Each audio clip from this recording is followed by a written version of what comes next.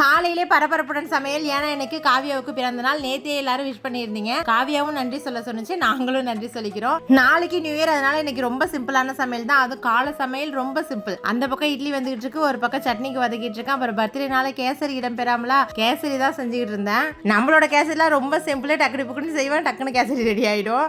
1/2 kilo அளவுக்கு இன்னைக்கு எடுத்திருக்கேன். அதில் 2 கிளாஸுக்கு 4 கிளாஸ் அளவுக்கு தண்ணி ஊற்றிருக்கேன். இந்த கேசரிக்கு ரவா சேர்க்கும் போது தண்ணி ரொம்ப தளபலன்னு கொதிக்க விடாம லைட்டா வெந்நீர் அளவுக்கு சுட்டா போதும். இந்த மாதிரி செய்யும்போது ரவா டக்குன்னு கட்டி பிடிக்காது, நல்லா உதிரி உதிரியா நல்லா இருக்கும். 2 கிளாஸ் சுகர் சேர்க்கணும். நான் 1.5 கிளாஸ்க்கும் 1.25 கிளாஸ் தான் சேர்த்துருக்கேன். சுகர் ரொம்ப அதிகமா வேணா 2 கிளாஸ் ரவைக்கு 2 கிளாஸ் சுகருமே சேர்த்துக்கலாம். நம்மளுக்கு ரொம்ப பயம் இந்த சுகர் நினைச்சு. காலையில பர்த்டே ட்ரெஸ்லாம் போடல, ஈவினிங் போல தான் கேக் வெட்டோன்னு ஈவினிங்கா போட்டுக்கலாம்னு விட்டாச்சு. அப்புறம் வந்து நியூ இயர் இல்லையா நாளைக்கு, பசங்களுக்கு இந்த தடவை கடையெல்லாம் போய் பர்ச்சேஸ் பண்ணவே இல்லை, ஆன்லைன்லேயே சிம்பிளா முடிச்சாச்சு. இது பியூர் காட்டன் கவுன், பாப்பாவுக்கு எடுத்தது. கலர் காம்பினேஷன் குவாலிட்டி எல்லாமே சூப்பரா இருந்துச்சு. இந்த மேக்ஸி காவியாவுக்கு எடுத்தது, எல்லா கலரும் மிக்சடா வந்த மாதிரி. 2 ட்ரெஸ் குவாலிட்டியுமே செம சூப்பரா இருக்கு. உங்களுக்கு வேணா டேக் பண்ற வாங்கிக்கோங்க. அப்புறம் எல்லாருக்குமே அட்வான்ஸ் ஹாப்பி நியூ இயர்.